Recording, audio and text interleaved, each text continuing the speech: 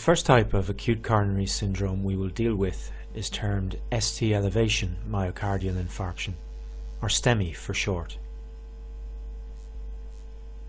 When an atheromatous plaque ruptures in a coronary vessel and the clot which forms completely obliterates the vascular lumen, the entire thickness of the myocardial wall supplied by that vessel becomes ischemic and is at risk of infarction.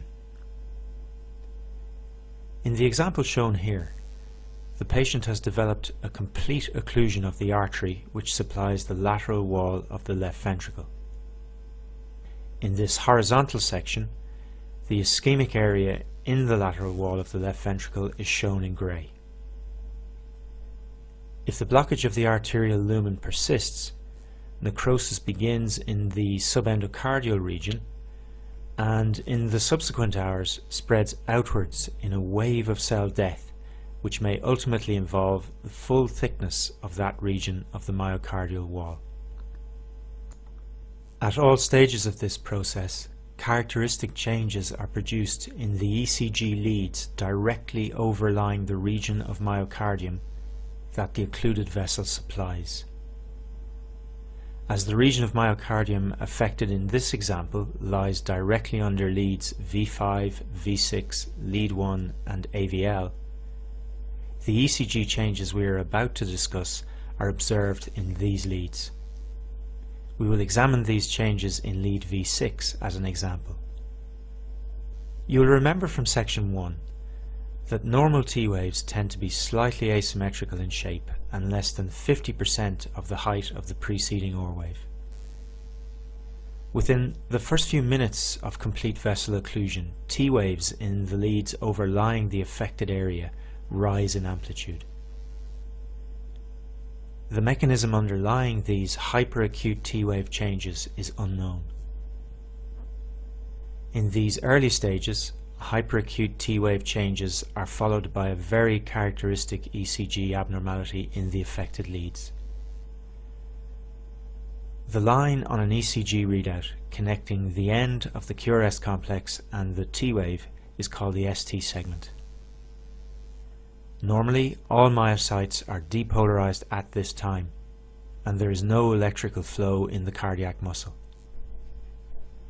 We'll see later that there are important exceptions, but under normal circumstances, as there is no electrical activity present at this time, the ST segments in all leads are expected to lie on the isoelectric line. In the minutes following hyperacute T wave changes, the ST segments in leads overlying the myocardial region deprived of arterial blood supply begin to rise above the isoelectric line. The mechanism underlying this ST elevation is poorly understood. It may be due to abnormal currents generated between normal and ischemic tissue during the time period of the ST segment. This so-called injury current moving towards the leads overlying the damaged region of myocardium would be expected to produce a positive deflection in their readouts, raising the ST segments. Although the role of an injury current in generating ST elevation is controversial, it is a very useful concept when trying to understand the patterns of changes produced on the ECG by occlusion of different vessels. Whatever the mechanism generating the phenomenon, ST segment elevation on an ECG is the hallmark of evolving myocardial infarction secondary to complete occlusion of a coronary arterial vessel. In the absence of treatment, peaked T waves and ST segment elevation are followed by alterations to the terminal portion of the QRS complex. As in this example, in a lead in which the QRS complex ends with an OR wave, the OR wave rises in amplitude. In contrast, if infarction occurs under leads in which the QRS complex ends with an S wave, the S wave may disappear. These transient changes to the terminal portion of the QRS complex reflect worsening crisis in the oxygen-starved ventricular wall and probably result from progressive ischemia and necrosis of the Purkinje fibers, a tissue more resistant to death than working muscle. Peaked T waves, ST segment elevation, and alterations to the terminal portion of the QRS complex are the early changes of acute myocardial infarction secondary to complete occlusion of a coronary arterial vessel. If these early ECG changes are recognized and the vessel reopened using either thrombolysis or direct coronary angioplasty, the progression of the infarction can be halted in its tracks and myocardium at risk of death salvaged. If left untreated, however, the full thickness of the region of myocardium supplied by the occluded vessel may die. This is associated with a poorer outcome for the patient and an interesting ECG phenomenon developing between 9 to 12 hours after vessel occlusion or in the days following infarction. The ECG leads looking directly at the infarcted area may develop an abnormality termed pathological Q waves. You will remember from section 1 that a Q wave exists if the first deflection of the QRS complex is negative.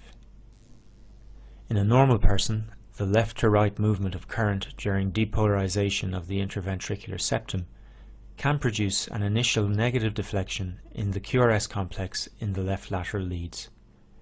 But this negative activity is rapidly overwhelmed by current spreading through the left ventricle. This is a physiological Q wave. It is limited in magnitude and duration.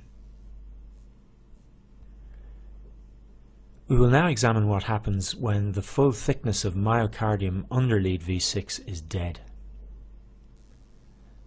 Lack of depolarizing flow through the dead segment results in a reduction of OR wave activity in the lead. And with no current travelling through the dead left ventricular muscle underneath it, the lead now has an uninterrupted view of septal depolarization. In effect, the infarct has created a window through which lead V6 can see the entire process of septal depolarization, and the recorded Q wave becomes deeper and more prolonged. As a rule of thumb, a pathological Q wave tends to be deeper than 2 small squares and greater than 1 small square in duration. A more precise definition of pathological Q waves will be given in the quiz section. We've seen that tall symmetrical peaked T waves are an early ECG finding in Stemi. As shown here, as the process of infarction evolves, the T waves may demonstrate a further abnormality, developing at a variable time point after occlusion. In a given ECG lead, T waves are generally concordant with the QRS complex, so that in a lead with a dominant OR wave, such as V6, the T waves are normally upright. However, in a lead looking directly at an acute MI, the T waves may flip and become inverted. The timing of this phenomenon is highly variable. It may occur early, in the hours following vessel occlusion, or may take days to develop, or may not occur at all. The mechanism underlying this change is controversial. The process of clot formation in acute MI is dynamic, and there is some evidence that T-wave inversion may actually reflect reperfusion of the area supplied by the vessel as it recannulates either spontaneously or in response to treatment. In support of this view, flipped T-waves are commonly seen to develop shortly after thrombolytic therapy is initiated for Stemi. Whatever the mechanism of their generation, flipped T-waves generally return to the upright configuration in the week following infarction, but occasionally can persist as a permanent marker of the infarct on the patient's ECG. The sequence of ECG changes associated with complete coronary arterial occlusion described here is a useful generalization. Before we move on, we want to emphasize one of many variants on this sequence.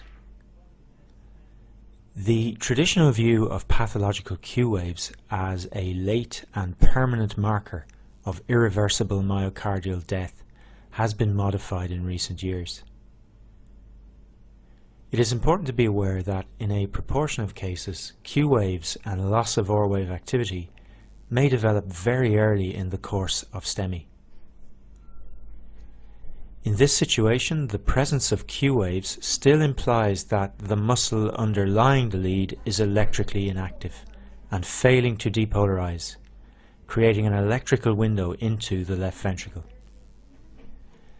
However, although not actively depolarizing, the affected myocardium is still viable and potentially salvageable with timely thrombolysis. Such early Q waves may disappear from the patient's ECG and normal R wave progression may be restored if vessel patency is re-established within the appropriate time frame. Hence, pathological Q waves may occur early in the course of Stemi, and these early Q waves may be transient, disappearing with successful treatment.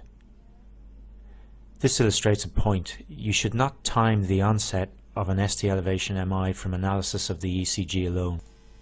The time of onset of chest pain reported by the patient must be taken into account.